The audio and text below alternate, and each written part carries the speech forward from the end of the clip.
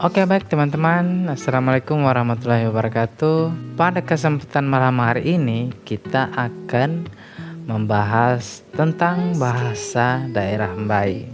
Nah, seharusnya kita pada malam hari ini kedatangan tamu sih sebenarnya. Hanya sampai sekarang juga belum ada informasi entah jadi atau tidak. Sekarang sudah menunjukkan pukul 22.58.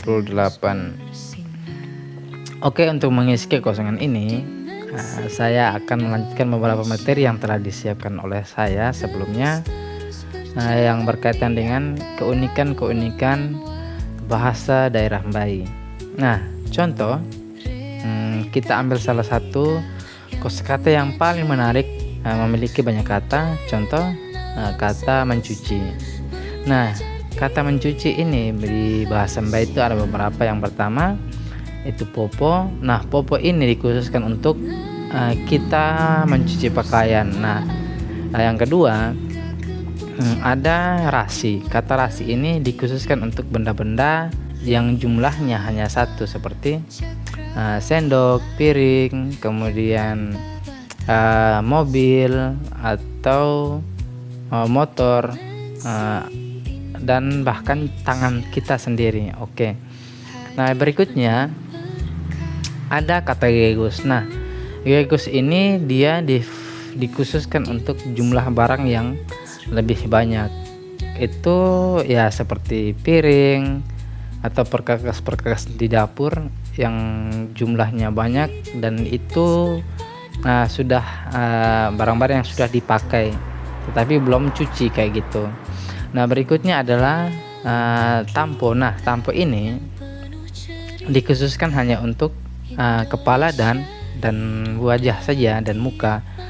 Nah, berikutnya ada juga bisa. Nah, bisa ini juga mencuci, artinya mencuci. Nah, tetapi dia dikhususkan untuk anak-anak yang misalnya buang air kecil, buang air besar, atau bagian periuk, bagian pantat periuk yang masih ada busa kayak gitu. Nah, selain itu ada beberapa kata yang juga menjadi unik. Saya kasih contoh salah satu kosakata, yaitu banyak. Nah, kebetulan saya juga sudah siapkan materinya. Contoh, dakdik berarti banyak, tentang sifat karakter seseorang atau sesuatu yang belum diketahui. Contoh kalimat, dakdik aku tangga teletu, banyak yang saya tidak kenal. Nah, terus kemudian contoh kalimat yang kedua, dakdik besok, banyak bohongnya. Yang ketiga, ngampong dakdik.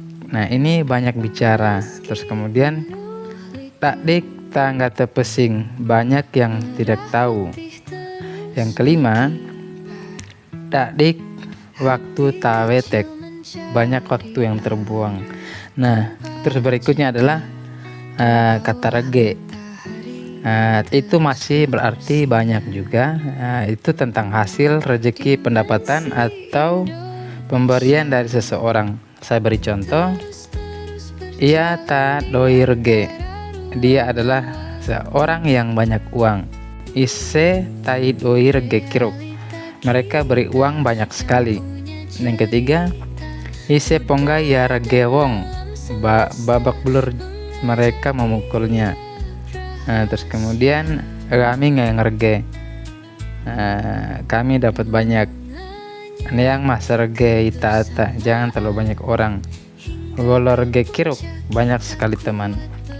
Nah, dari kedua kata ini, dakdik itu berkaitan dengan sifat atau karakter seseorang, bahkan sesuatu yang belum kita ketahui. Kata rege itu diperuntukkan hasil rezeki, pendapatan, atau dari pemberian seseorang kayak gitu. Itu berkaitan dengan pendapatan atau rezekinya kita.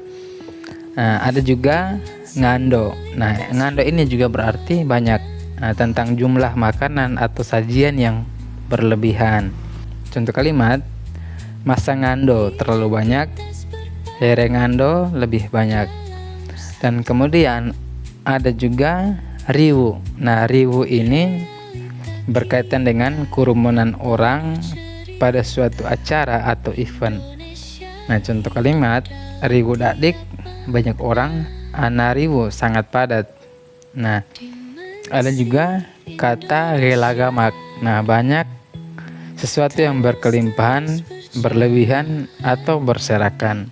Contoh kalimat sanggau simbana gelagamak, barang-barang kamu begitu banyak. Oke, dari kedua kata yang diberikan contoh tadi, seperti itulah bahasa Mbai. Jadi bahasa Mbai itu lebih memberikan spesifik, entah itu waktu, entah itu benda, sesuatu yang mungkin lebih diperjelas, sehingga ketika kita menggunakan kata tersebut dan kemudian salah mengucapkan atau menggunakan kata tersebut, ya dianggap sepertinya lucu kayak gitu.